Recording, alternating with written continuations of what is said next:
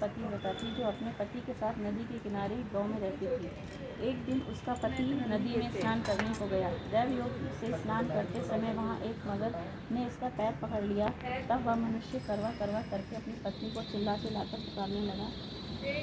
अपने पति की आवाज़ को सुनकर उसकी पतिव्रता स्त्री करवा भागी हुई चली आई और उस पतिव्रता ने आते ही मगर को कच्चे सूत के धागे से बांध दिया।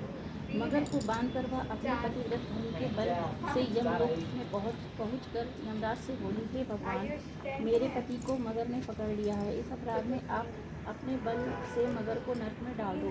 करवा की यह बात सुनकर कि यम बोले कि अभी मगर की आयु शेष है, अतः मैं अभी उसको मार नहीं सकता। यमराज की बात सुनकर करवा बोली, यदि आप ऐसा नहीं करोगे तो आपको श्राप देकर नष्ट कर दूंगी। करवा की यह बात सुनकर यमराज भयभीत हो गया। अंततः उस पतिव्रता के साथ जाकर उस मगर को यमलोक को पठा दिया और उसके पति को दीर्घायु होने का आशीर्वाद दिया। उसी दिन से ये करवा चौथ मनाई जाती है और व्रत रखा जाता है। हे करवा माता, जैसे तुमने अपने पति की रक्षा की, ऐसे ही सबके पतियों की रक्षा करना। बोलो करवा माता की जय। वापिस क्यों ध्यान ही नहीं दिया है? वापिस नहीं कही जाती है, वापिस नहीं कही जाती है।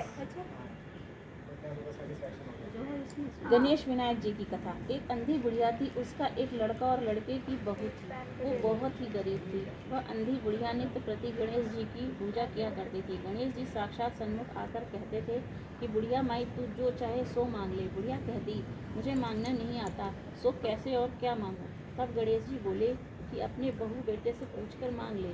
तब बुढ़िया ने अपने पुत्र और बहू से पूछा तो बेटा बोला कि धन मांग ले और बहू ने कहा कि नाती मांग ले। तब बुढ़िया ने सोचा कि बेटा बहू तो अपने अपने मतलब की बातें कर रहे हैं। अतः उस बुढ़िया ने पड़ोसियों से पूछा तो पड़ोसियों ने कहा कि बुढ़िया, तेरी थोड़ी सी जिंदगी है, क्यों मांगे धन और क्यों मांगे नाती।